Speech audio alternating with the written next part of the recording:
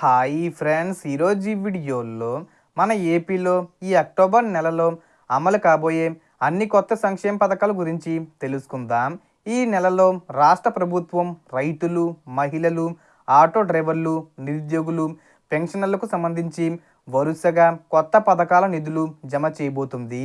So ఏ తేదీల్లో విడుదల చేసే అవకాశం ఉంటుంది, దానికి సంబంధించిన పూర్తి ఇన్ఫర్మేషన్ ఈ వీడియోలో తెలుసుకుందాం. సో మొదటగా రేషన్ విషయానికి వస్తే ఏపీలో స్మార్ట్ రేషన్ కార్డుల పంపిణీ జరుగుతుంది. మీరు మీ ఆధార్ నెంబర్ ద్వారా ఏ డీలర్ దగ్గర మీ కార్డు ఉందో తెలుసుకొని తీసుకోవచ్చు. ఆల్రెడీ మ్యాక్సిమం చాలామందికి రేషన్ కార్డులు పంపిణీ చేసేశారు. ఇంకా ఎవరైనా తీసుకోకపోతే మీ డీలర్ వద్దకు వెళ్ళి కొత్త రేషన్ కార్డు తీసుకోండి. ఈసారి రేషన్ షాపుల్లో బియ్యంతో పాటు రాగులు, నూనె, గోధుమ పిండి, కందిపప్పు కూడా అందిస్తామని మంత్రి నాదెండ్ల మనోహర్ గారు తెలిపారు. ఆల్రెడీ రేషన్ పంపిణీ జరుగుతుంది. 15వ తేదీ వరకు రేషన్ తీసుకోవచ్చు. తర్వాత పథకం చూసుకుంటే వాహనమిత్ర పథకం కింద ఆటో, క్యాబ్ డ్రైవర్లకు నిన్న అక్టోబర్ 4న సాయంత్రం 4 గంటలకు 15,000 రూపాయల చొప్పున 2,90,000 మందికి డబ్బులు జమ చేశారు. కొంతమంది బ్యాంక్ అకౌంట్లో డబ్బులు పడ్డాయి. పడని వారు వెయిట్ చేయండి, 1 or 2 డేస్లో పడతాయి. తర్వాత పథకం చూసుకుంటే మహిళలకు ఆడబిడ్డ నిధి పథకం త్వరలోనే ప్రారంభమవుతుంది. ఈ పథకం కింద 18 నుండి 60 సంవత్సరాల మధ్య ఉన్న SC, ST, BC, minority, OC, BC వర్గాలకు చెందిన మహిళలకు ప్రతి నెల 1,500 రూపాయల చొప్పున సహాయం అందుతుంది. ఈ పథకానికి సంబంధించి గైడ్లైన్స్ అక్టోబర్ 10వ తేదీలోపు రావచ్చని సమాచారం.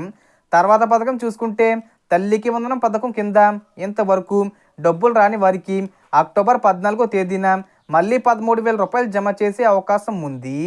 ఇక రైతులకు శుభవార్త. అక్టోబర్ 18న అన్నదాత సుఖీభవ పథకం కింద మరొక విడత నిధులు విడుదలవుతాయి.